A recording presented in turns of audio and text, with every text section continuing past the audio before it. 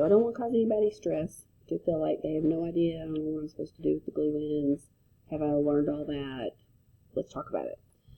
So we did this very first label the chloroplast in the video 10.1 part 1. And we did it in the chloroplast structure one, and we did it in the add-on. So we've talked about this piece. Emergent properties. Emerge means to come out of. So if something emerges out of a building, it's stepping out of the building. So to come out of. So the ability to do things as far as with a processes in a living organism. I swear I'm going to sneeze again. Excuse me. Okay, I'm going to delete it. I'm over it. It's when all the parts come together. That's what that really means. So let's take our notebook and let's come over here and let's just write down the parts we're missing. So I want to leave that. I'm going to come back to Rubisco. I'm going to leave this page. In fact, I'm going to leave space. I'm just going to start here. You know how I am using paper. Look at this. I'm almost through with my third notebook. So, emergent properties. So, properties have to do with how it works. Emergent means when, like, it's revealed. That's a good word. So this is, we're going to make this make sense. So revealed abilities. That's a good way to, to say what that is. So until the pieces come together, the ability is not revealed. So the example on this paper here, on your strip, is a wheel only has the emergent property of transportation, not when it's by itself, because you can't ride it, when it's part of a bicycle. So the pieces themselves do not attain the ability, this property of transport, until they're put together. So it says, explain the statement, the ability, let's see here, it feels like this kind of, maybe I can move that way. And we'll see how that works. But having the ability to capture light energy and use it to make different molecules comes from how the cell is put together. Okay? So let's think about that. If we go back here to cells, eukaryotic cells, have chloroplasts. The chloroplasts have this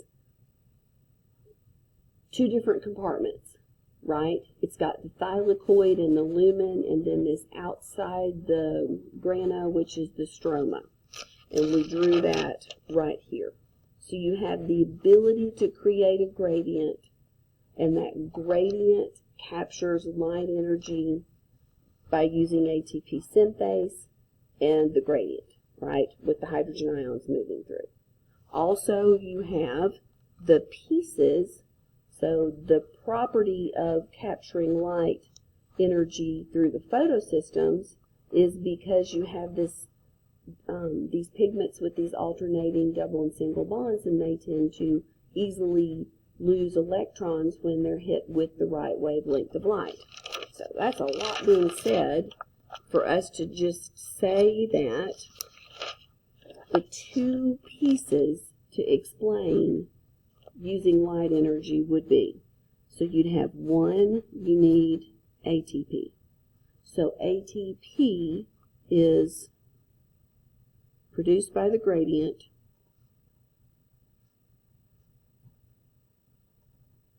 and I'm going to be a little more specific there, and you can do that even in May.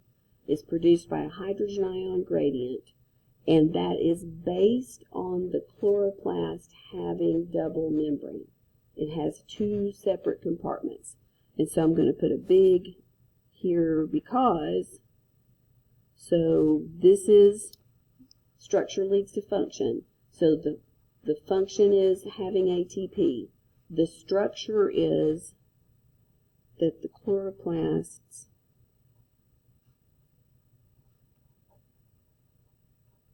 are double membraned. So therefore, you can have a high hydrogen ion concentration in the thylakoid lumen and a low hydrogen ion concentration in the stroma. So, structure leads to function. And emergent properties are all of the little pieces, little parts of the structure have to come together in order to reveal the ability to do whatever this is, which in this case, light energy stored as ATP. We also need light energy stored as electrons. So electrons are going to be released by the structure of pigment with, I guess I'll write it out, double, single, alternating bonds,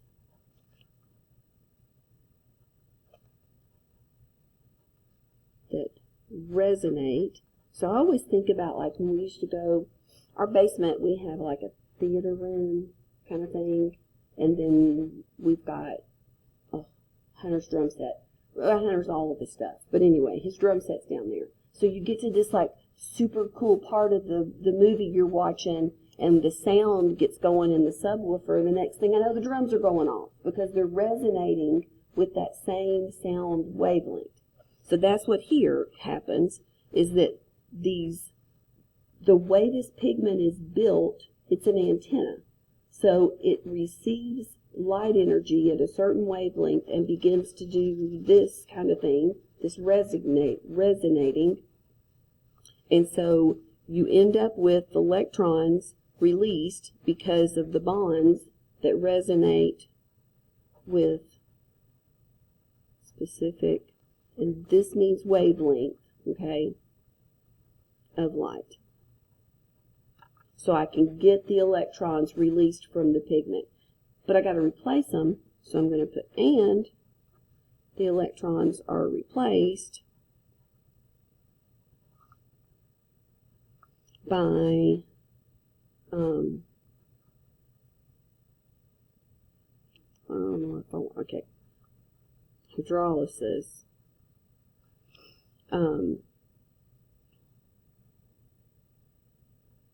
of water. So we split water. And the reason that this can happen, and I've said, like, you know, water is just reduced oxygen. Oxygen's a bully, which means it holds electrons really tight. Relatively, of all the things we've talked about, like in the electron transport chain, it's by far the most electronegative. You would think that you couldn't get the electrons and snatch it back. That means that there has to be something that is more electronegative even than oxygen. And that's what these pigment molecules are. You've got something called P680. 680 is based on 680 nanometers for the wavelength of light. And this is in photosystem 2. And then you've got a pigment P700, which is in photosystem 1. And P680 is one of the most electronegative things on the planet. So it's able to, I can't read that. It steals electrons from oxygen, which we're going to remind ourselves, water is just oxygen that's gained electrons. So all of this comes together to let you capture light energy. That's what emergent properties are. And they do talk about that. Everyone's wrong. Alright, I'm throwing papers. Where can chloroplasts be found in plants? We drew that over here. We have this figure. So chloroplasts are found in the mesophyll, in these parenchyma cells. And over here we can see that they're found in the green parts of plants.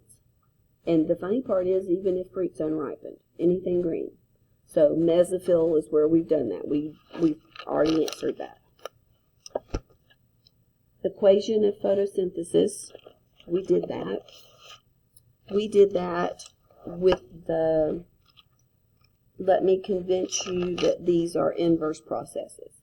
So there's your equation for photosynthesis. Now, this one's being all me, which is, how come you've got water on both sides? Well, wait, huh?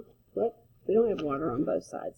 That's because we simplified and we removed, there were 6 waters over here and 12 over here, so we've simplified it, which means you lose water as a product, and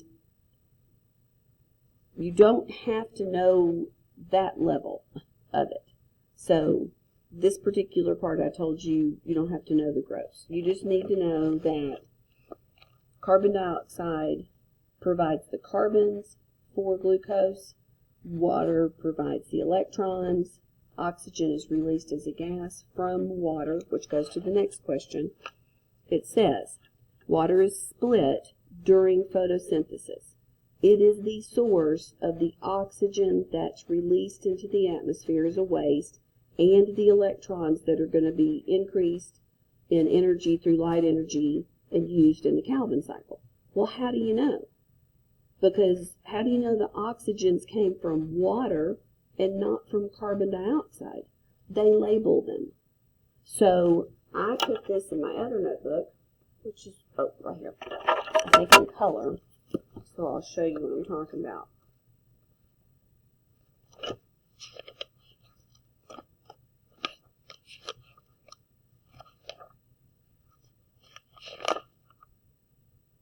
Yes. So I went through and highlighted what goes with what. Okay? So let's interpret this. You've got this net, and this isn't, no, this is the gross equation. It's got water on both sides.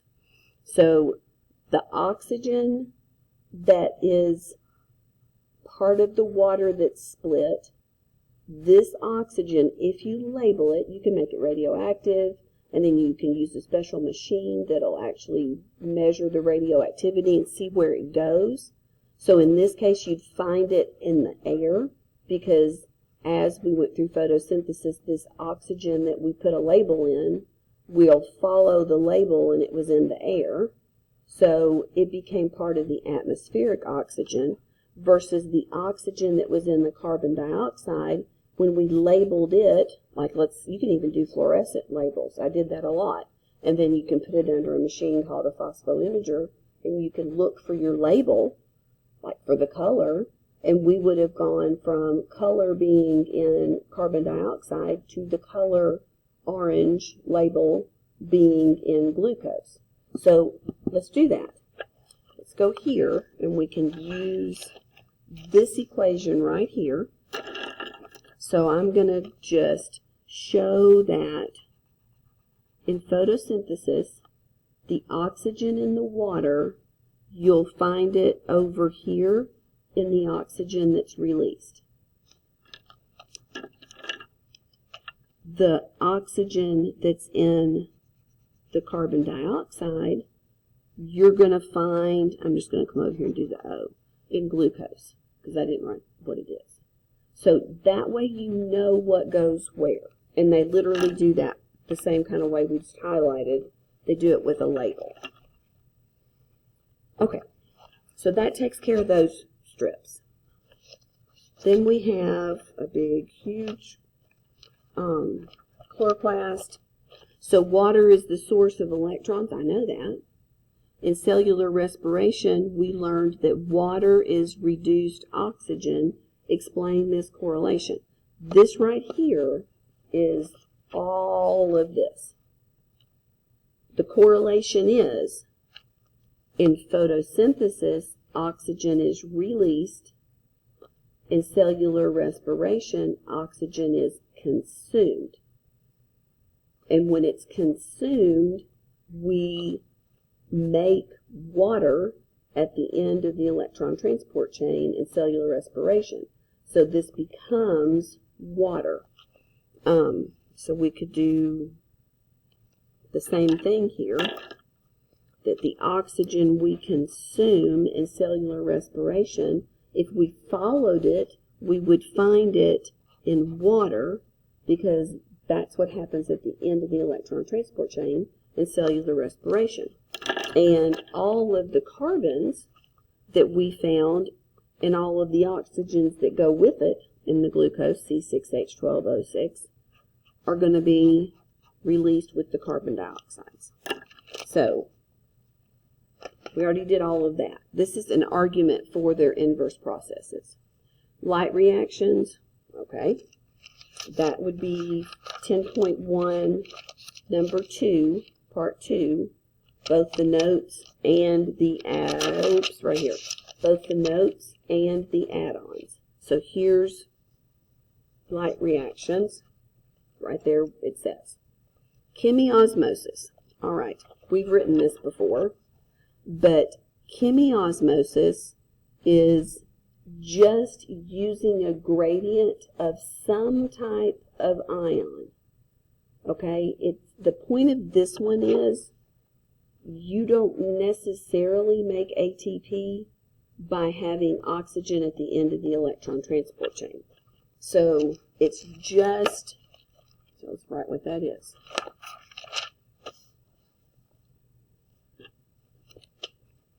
Okay. So now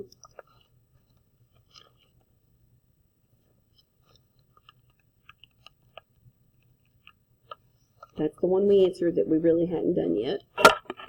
Okay, so now we're doing 10.1 number 9, because we've done everything else. And we're going to put what chemiosmosis is. So osmosis is movement, right? Most of the time we associate that with water, but chemi here, it's just, this is an ion gradient. Ion, it could be calcium. It could be potassium. It could be hydrogen ions. So it's an ion gradient that's established, and there's going to be movement with movement of the ions. Okay, then allow, really it's diffusion, right? Because it's movement. It's a U. Diffusion, goodness.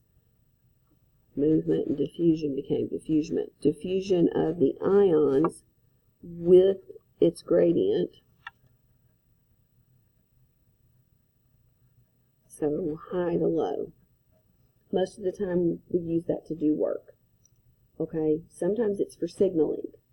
So we're just going to stick right there.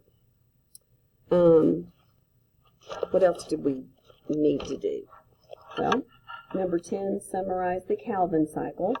So we did that in our notes. That's, sometimes it's called Calvin-Benson cycle, in case you see that. But that would be, this is going to be the 10.1 part 3 notes, both the notes and the add-on. This is the 10.1 part 2 notes, and whoops, these are the 10.1 part 1 notes. So we've done the whole Calvin cycle. Then this question is super important, so we want to be sure we talk about it. The Calvin cycle requires the products of the light reactions, which we just talked about what those are. ATP and NADPH. So we had to get ATP from the gradient that was established from the electrons going through the electron transport chain, and the electrons were excited by light, and then NADP carries the electrons and becomes NADPH. So we use both of those in order to make the precursor of glucose. So you've got a friend who says, silly light reactions. Nobody has to think about Calvin when you're doing the light reactions. Oh, I beg to differ. If I go back to here, we've talked about this right here, because we said, actually right here, that the ATP came from the light reactions, right? And when ATP was used in Calvin, you generated ADP. So we need to come over here and do the table that I said we would do. So for the Calvin cycle, you're going to have carbon dioxide that's going to come in. And if we follow the carbons, the carbon-based output is G3P. Now, we're not going to worry about numbers here. So you end up with G3P. In order to make this G3P, you've got to rearrange some atoms and molecules, and you've got to use the electrons to build bonds. So we're going to input ATP and NADPH. Both of these come from the light reactions. When we use ATP, we have ADP that's going to be what is our output of changing, like the use of, this is our full, this is our empty. And then when we empty the electrons out of NADPH, we have the empty, where my D go? Electron carrier, the oxidized form, NADP. So these two come directly to us from, so they come to us from the light reactions. And then these are going to be sent back to be filled up again with light energy. So they're going to be sent back to the light reactions. So they love this kind of thing. So this is Calvin. They're saying in that question, hey, if that light reaction stuff, like it's dark, Calvin will be fine. Really? Doesn't Calvin get the inputs from the light reactions? So once that you don't have any more ATP or NADPH from the light reactions, like you've used it all, Calvin stops. And the inverse is true too.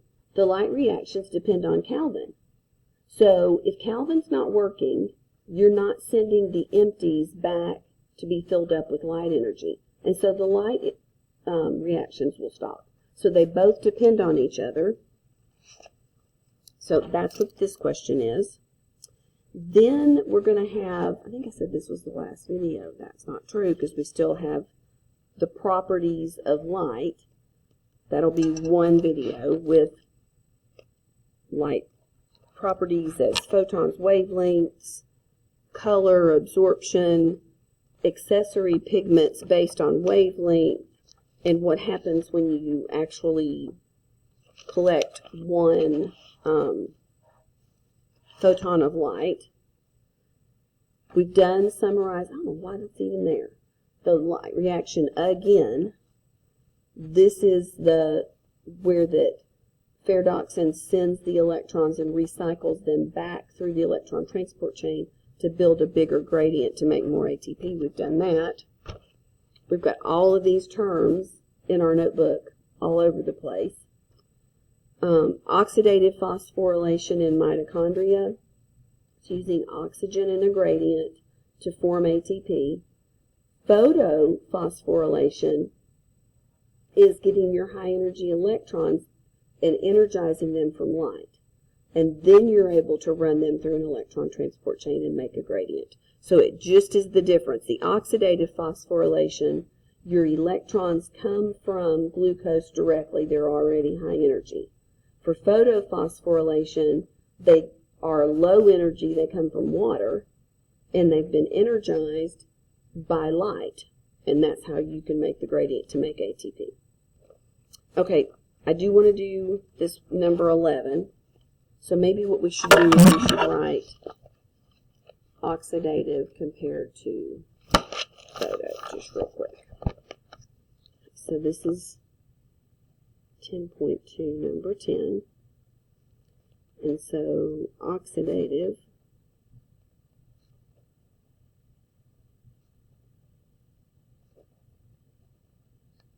phosphorylation. So it's oxygen is the final electron acceptor of the electron transport chain, okay? And you're going to, so we're going to just make some statements here. So in this case, the electron transport chain is going to, so it receives high energy electrons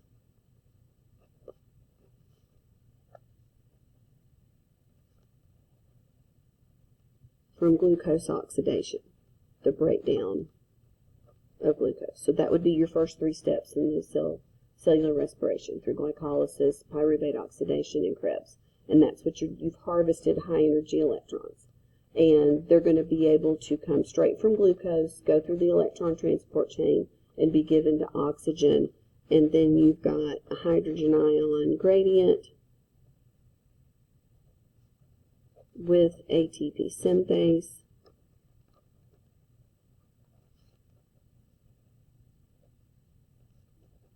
To make ATP. And you use the energy from the electron transport chain to make the gradient. So the energy from high energy electrons stepping down to low energy electrons in the electron transport chain will pumps the hydrogen ions in the gradient. So that's all the pieces of information I can think of that I would want to say about oxidative phosphorylation. So let's look at photophosphorylation. So I'm going to compare. Oxygen's the final electron acceptor of the electron transport chain. That is so not true in photophosphorylation. So the electron transport chain in photophosphorylation is between photosystem 2 and photosystem 1, and allows the high energy electrons from photosystem 2 to step down in energy and to become low electrons, and that's going to be in the electron transport chain to pump the hydrogen ions. And the big deal is the electrons are first low energy, and that's because they're from water. So we don't start off with high energy electrons. We start off with low energy electrons, and they're energized by both of the photosystems.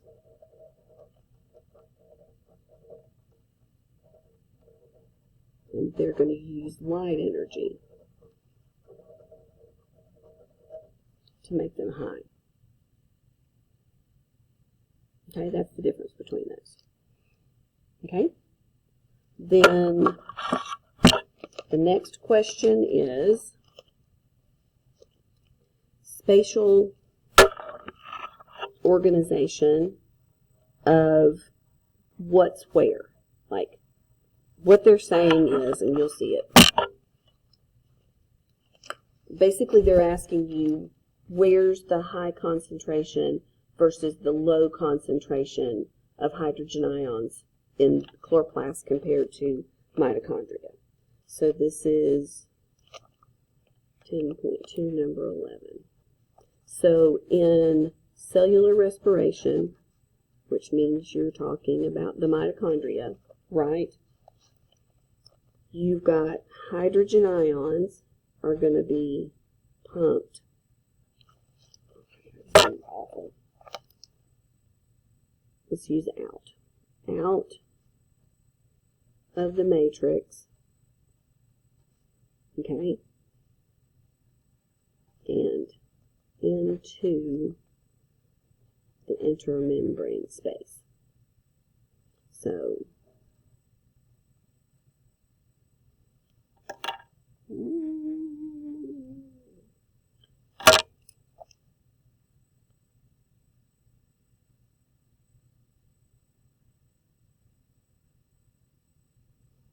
high, make that darker.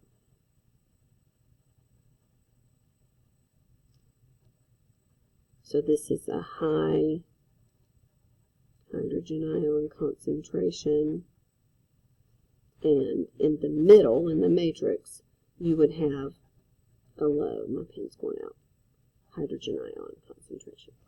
So that's backwards, because in photosynthesis, in the chloroplast, you're going to have, let's be sure we get this right, you have hydrogen ions that are going to be pumped out of the thylakoid lumen and into the stroma. So what you'll have there is you'll have your high concentration is in here,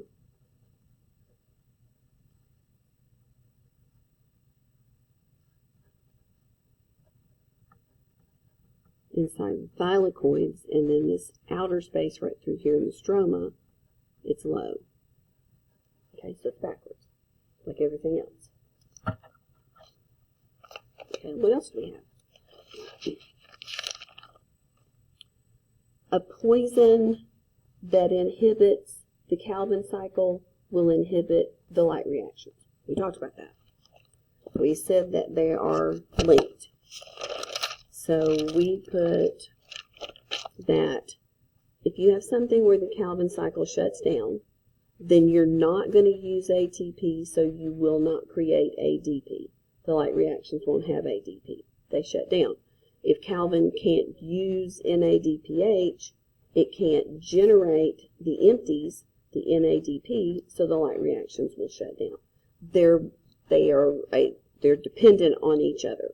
So one makes, and then Calvin uses, and then the empties are sent back to be refilled, and then Calvin uses them and empties them. So we've already talked about that one. Explain the link between transpiration and photosynthesis.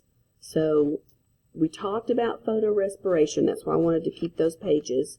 How come, this was my question right there, that's the one I said for you, how come we even keep photorespiration around? And then what's the protective role? And then are there some plants that aren't stuck with that whole poor Rubisco, I can't make my mind up. Do I find oxygen? Do I find carbon dioxide? So are there plants that exist that have other ways of doing photosynthesis that they don't get stuck with that whole messy photorespiration part? And then, okay, so I'm going to talk to you about those, and then for real, this is done until I get to the one with the, I forgot about the wavelengths of light. They do ask about stuff like that. So I told you I want to keep this page. So I'm right here. This is the deal. We talked about Rubisco, old. And, oh my gosh, so slow. And it's confused. Like, it can bind either carbon dioxide or oxygen. So the questions in here, my notebook, are,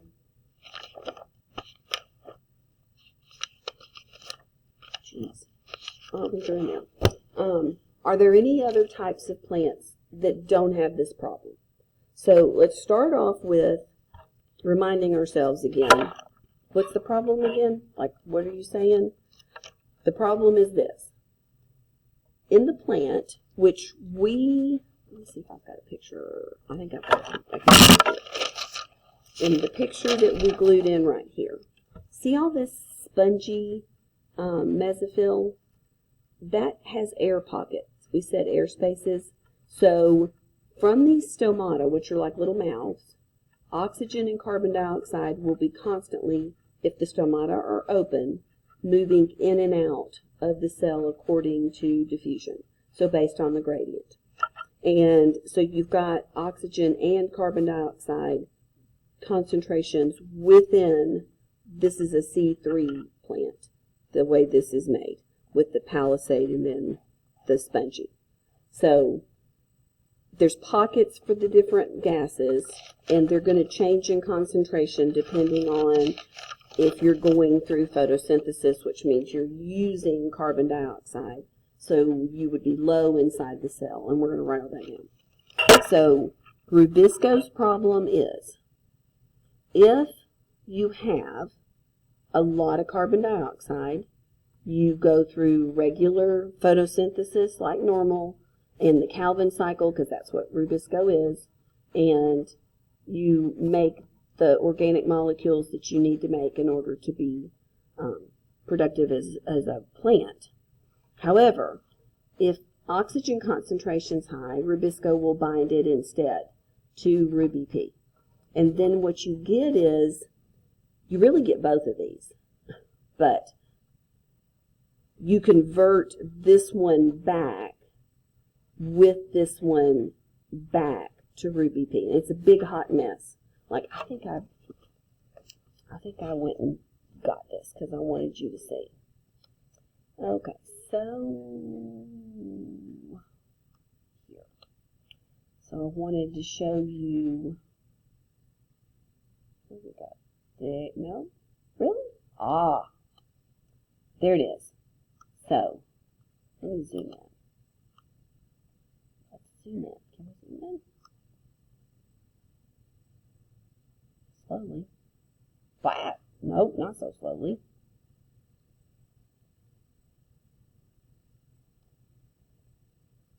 So I wanted to show you what all is involved. So here you are. Here's Ruby P. Here's Rubisco confused. What? Huh? Oxygen?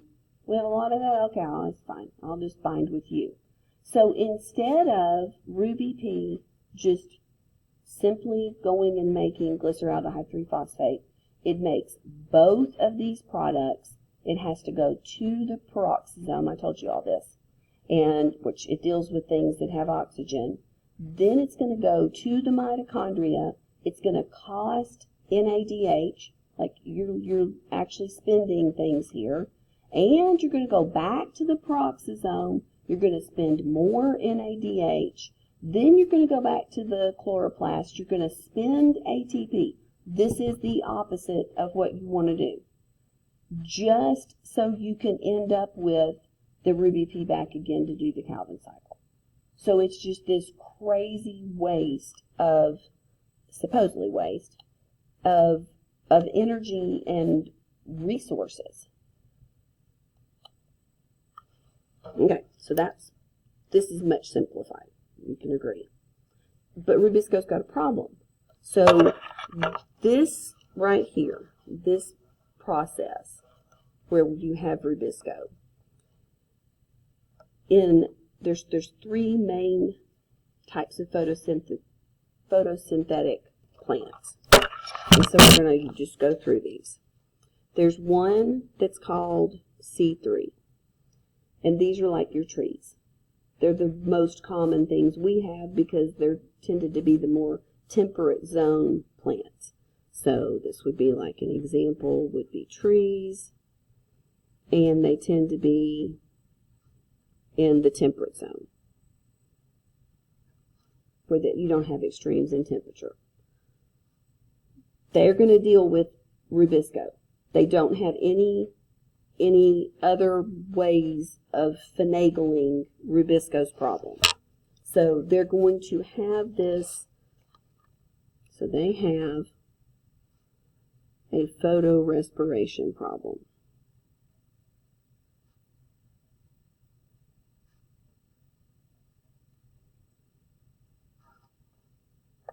And here's part of the reason that we want to talk about that, as far as why. So if you look at, this is right here, this is an example of a C3 plant. So if you think about the way it's made, is the stomata is the door. When the door is open, the cells that do photosynthesis, so these mesophyll cells that have chloroplasts that are going to have the Calvin cycle in their stroma, they're going to deal with rubisco's problem. So when these stomata are open and the conditions inside this cell are high in oxygen, low in carbon dioxide, they're going to go through photorespiration. With these doors all this way, and you have high carbon dioxide and low oxygen, then you're going to go through the Calvin cycle. Okay? I know you may have to listen to this more than once, but that's the way this is. The stomata are the problem. The stomata not only have gas exchange, but when they're open, you all have done this, you can't tell me you didn't, where you slept with your mouth wide open all night, and you wake up and you're just like super dry, like your mouth is just bone dry. Plants always have to manage water. So with these stomata open, they also lose water.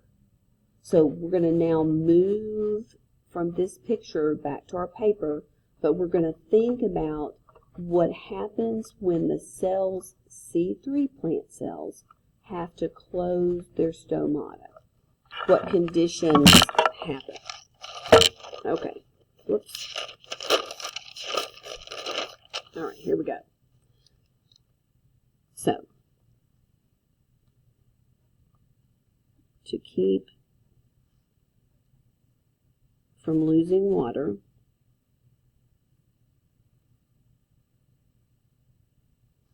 the stomata close. Really, the guard cells are going to close, and the stomata is really just the opening. But the stomata, that opening, close. Stomata are going to close. So if you have a closed stomata, your gas exchange with the outside stops. So we're going to put that. So therefore, CO2 and oxygen exchange with the atmosphere stops. So you're stuck with what you've got inside the cell because you closed the door. So what would you have? So even if you initially had quite a bit of carbon dioxide, you're going to consume it in photosynthesis. So as photosynthesis proceeds, your concentration of carbon dioxide decreases. Okay? Because photosynthesis consumes carbon dioxide. Now we're talking about being able to do the whole Calvin cycle. And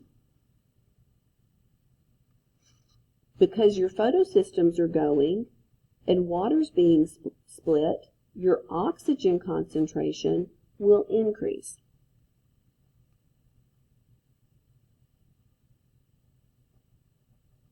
Okay. We also have, because plants do both photosynthesis and cellular respiration, I'm just going to put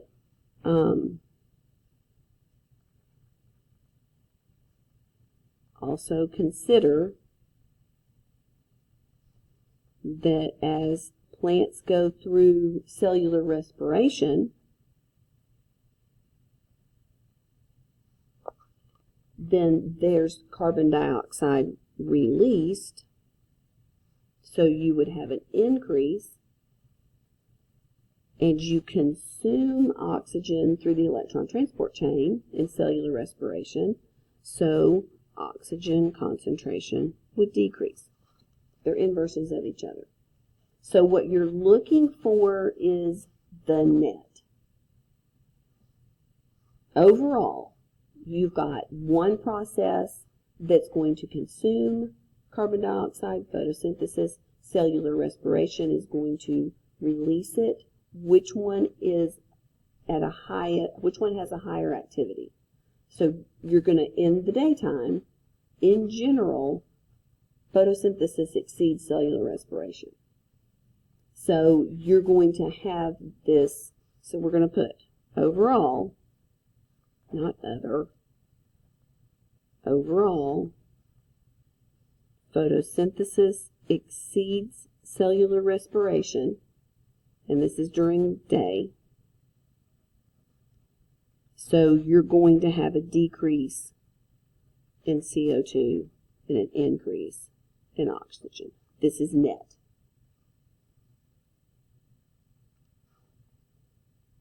Now you're getting into Rubisco's problem. So your carbon dioxide is decreased, your oxygen is increased, and you're going to, these conditions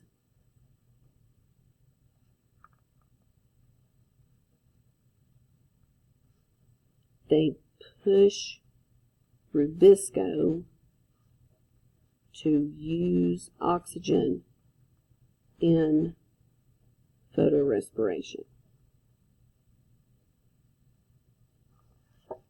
That's what C3 plants have to deal with, and they're stuck with that.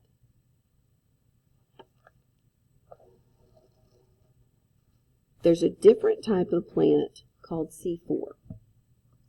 Examples would be some grasses, corn,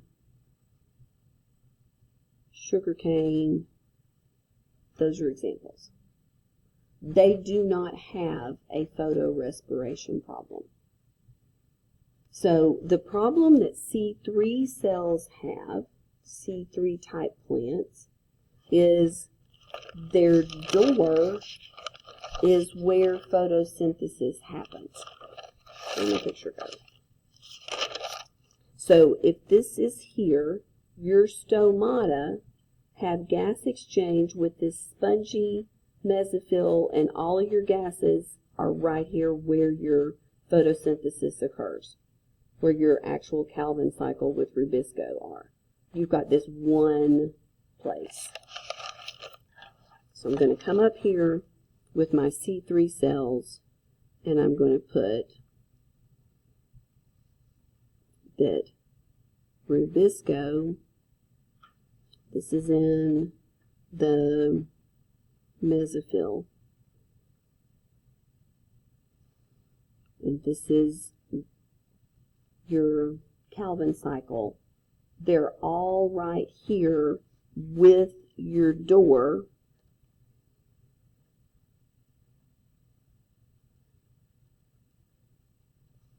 where you're dealing with gas exchange directly. C4 plants, you know how when you come into, now ours is for safety, okay, where that you come first into that locked part of the building before you come into the actual part of the building. But most buildings that are expensive and big and hard to heat and cool, they have an area that you enter, like think about the grocery store, that you enter first before you actually enter the actual part where the work is done. That's kind of what the C4 cells have done.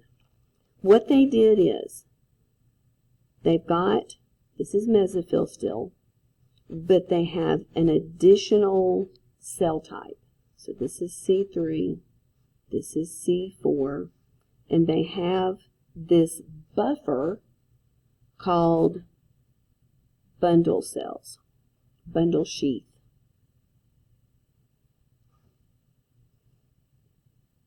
And, hold on, yes, there's my arrow, got myself confused. So that's mesophyll.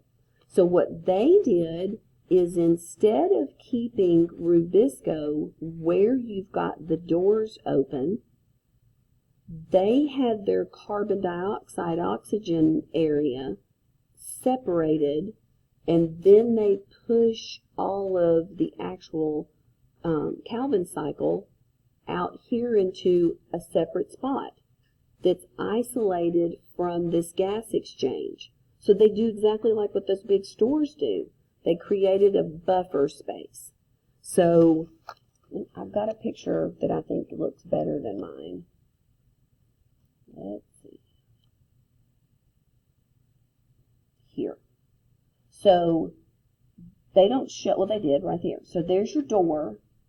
Poor C3, they're stuck with whatever's going on in the world if the door's open or shut, and the concentration of oxygen and carbon dioxide is going to rule the world, because Rubisco is going to use whichever one's in the highest concentration. C4 cells have the door, there it is right there, and the mesophyll cell, instead of doing the Calvin cycle, it just binds carbon dioxide. And the Calvin cycle is moved to this second spot away from the door. So there's separated space. It is not going to have any concentration problems at all. So they've moved all of the workings of Rubisco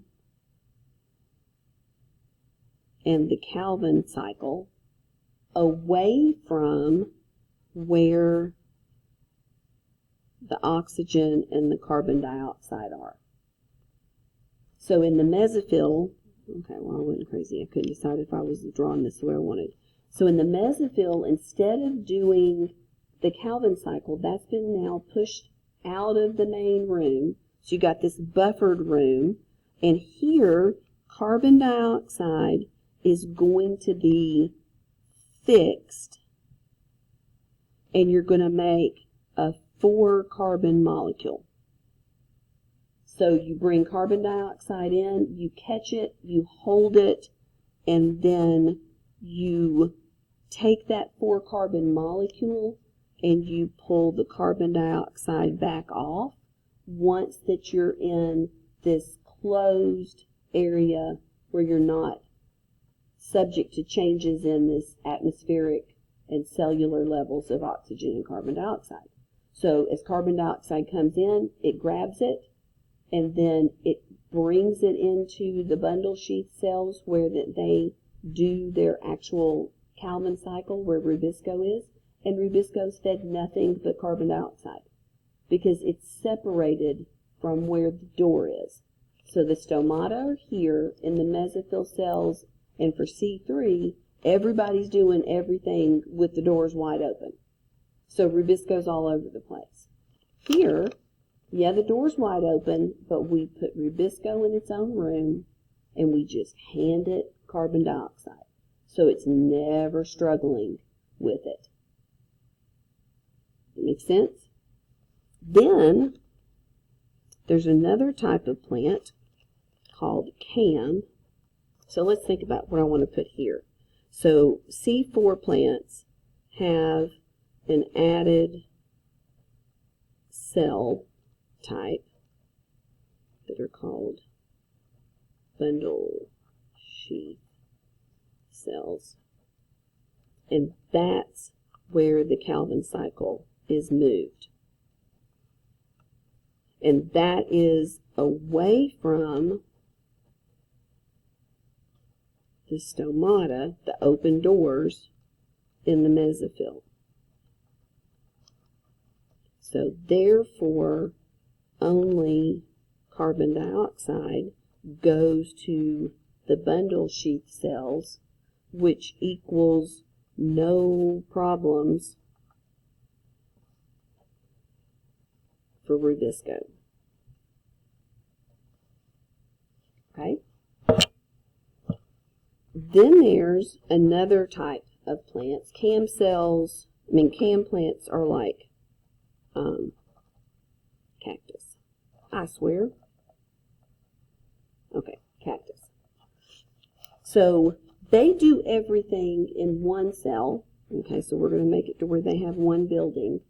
But they separate based on nighttime and daytime. So their doors are open, their stomata are open at night. And they create a 4C, a 4-carbon. They take carbon dioxide, they fix it into a 4-carbon, same as this one, malate. They put it into a vacuole and they hold it, and then during the daytime, the carbon dioxide is given to rubisco. And so you have no problem again. So this is location. We separated by location where that rubisco is nowhere near where the doors are open, so it doesn't have a problem. And this is separated by time. So even though they're in the same mesophyll cells, that you've got carbon dioxide is fixed at night when the stomata are open, because they can't open them during the day. It's too hot, they'll lose too much water. And to a 4-carbon, which is malate, doesn't matter what it is, but malate's a 4-carbon, and it's saved or stored in the vacuole. And then during the day, malate donates carbon dioxide to rubisco. And so you don't have any problems there either. So these are just accommodations of different structures or timing that circumvents this costly photorespiration. But I asked you for the challenge of why you would do photorespiration. What's the benefit?